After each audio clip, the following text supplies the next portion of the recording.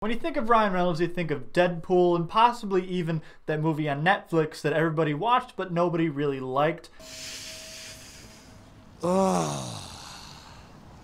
touching myself tonight. And weirdly enough, you also think of Phones and Gin. When you think of Rob McElhenney, you think of It's Always Sunny in Philadelphia, and honestly, I like Rob a lot, but really you only think of It's Always Sunny in Philadelphia. Well, first of all, through God, all things are possible, so jot that down. What you don't think about is fifth-tier English soccer clubs until now.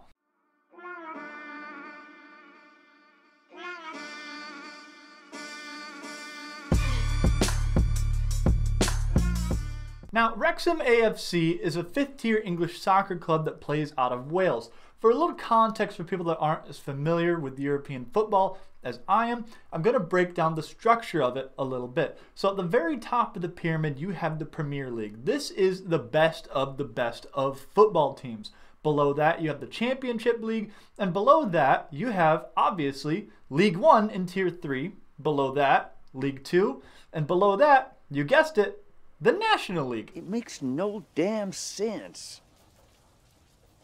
Compels me, though. And the National League is the lowest level of what can be considered professional football in the European Football League, and that is exactly where Wrexham AFC sit. It is also considered the most difficult league to promote out of, and therefore almost a death sentence for football clubs. Welcome to Wrexham follows the story of Rob McElhenney and Ryan Reynolds buying that soccer club, Wrexham AFC, and making some big changes to it and trying to get it promoted out of the 5th tier of English football into the 4th tier, League 2, which honestly they really should have got better names for them. It's a documentary show that follows Rob McElhenney falling in love with the sport and deciding that he wants to make this investment, but ultimately figuring out that, as he said, he has TV show money, not movie star and gin and phone money like Ryan Reynolds. So he reached out to Ryan and they joined this venture together, and it follows them from the very beginning when they're meeting the players and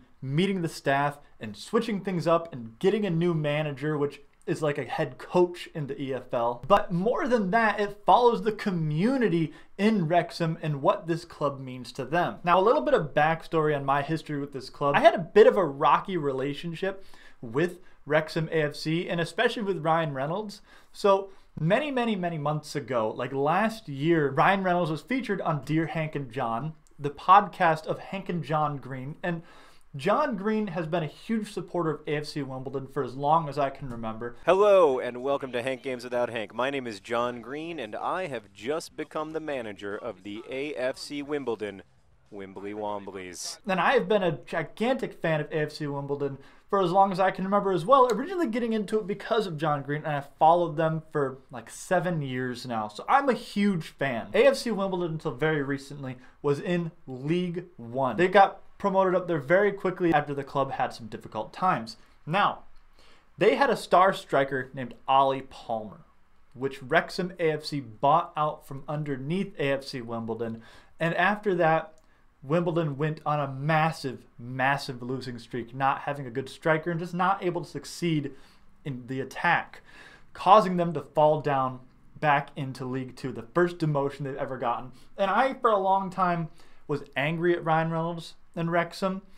So I give you this context to paint the picture of just how good this documentary and this show is, and making you fall in love with this team, these people, and this community, because begrudgingly, I am now also a Wrexham AFC supporter. Stop making me like you. I'm sorry, I can't help it. That was really fun.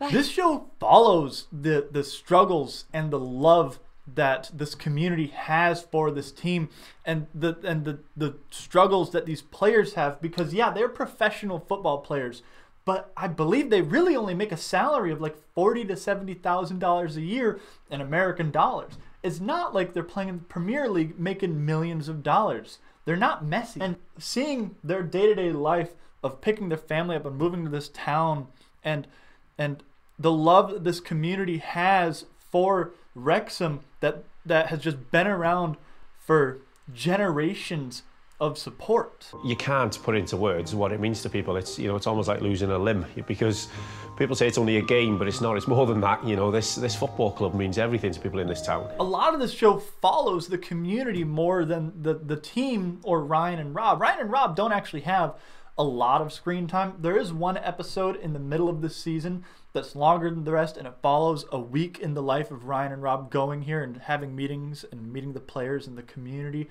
and they themselves falling in love with this team that they have invested a part of their life into. I'm just thinking about how many thousands of people have come to watch these games over the last 150 years. It's pretty incredible. Wow! There you go. On now. Now that's a stadium. Outside of that episode and little bits here and there where they have, you typically follow the community. You follow one person or one group of people in each episode and their life and what this team means to them. And at first I kind of hated this because it does at times, I will admit, still drag the show down to feel a bit slow, and I'll find myself glancing at my phone. But then other times you're moved emotionally by these people's stories and you realize that the team is about the community. The community is the team. I'm gonna get really philosophical here for a second, so please bear with me as I sound like an absolute asshole. But when you consider a sports team isn't really about the team in itself. When you look at a sports team 10 years ago, they probably don't have many, if any, of the players now that they had. They probably have a new coach. They probably have an entirely new staff. The only thing that's left is the name, essentially, but also the community. The community makes the sports team. This is the philosophical part. Consider the ship of Theseus. The story of the ship of Theseus is that it leaves port, and over time the mast breaks, so it has to replace the mast. The deck breaks, so it has to replace the deck. And over a very long journey, it comes back, still named the same, but an entirely new ship. But is it a new ship, or is it the same ship? The theory goes that it is the same ship because the ship itself is the crew that mans it.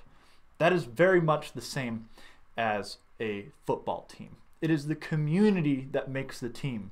So making this show primarily follow the community truly makes you realize why it is important beyond the entertainment. Because a lot of these people's lives are built on the back of this team. Now, as I said, the involvement of Rob McElhenney and Ryan Reynolds is kind of minor in the grand scheme of things. They're more just a famous face to put on this. And they do have some parts, but what I do like is seeing them go from initially seeing this as a financial investment in the beginning, which they admit is a bad financial investment if they don't get promoted. And there is a version of the story where we are villains, where that's my usual story. It's usually the story in my head. Yeah, it doesn't work, and then we go, what are we going to do? We have to sell it. To slowly beginning to love this team, you see Rob McElhenney waking up at like 5 in the morning with his kids and watching it on TV. You see Ryan Reynolds stressing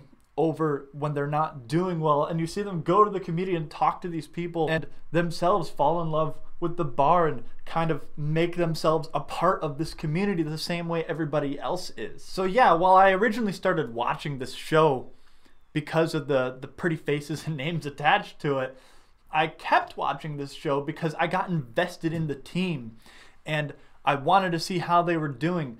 And they have some amazing shots of like actual football games, and honestly, if football games were shot like this, I would watch more. But this show has made me a reluctant fan of Wrexham when for a year now I've been rooting against them. And now this show comes out, I find myself checking their standings on Google each day the same way I have for AFC Wimbledon for years and years. And it truly makes you realize that this sport is amazing. And I'm very happy that with the ASL, the American Soccer League, soccer or football is becoming a lot more popular in America. And I hope that in years to come, it just builds and becomes as big as football or baseball or hockey or whatever. The show is not over yet. If they can get promoted out of the National League into League 2, What a phenomenal, phenomenal ending that would be to this documentary. But even if they don't, the support that they've gathered through this is astronomical. If you like sports, if you don't like sports, if you like these two guys, if you like documentaries, no matter what, I think you will fall in love with this show and this team and this community the same way I did while watching this. So just check it out and let me know what you think. But thank you for watching. Make sure to like, comment, subscribe. Check out my other videos.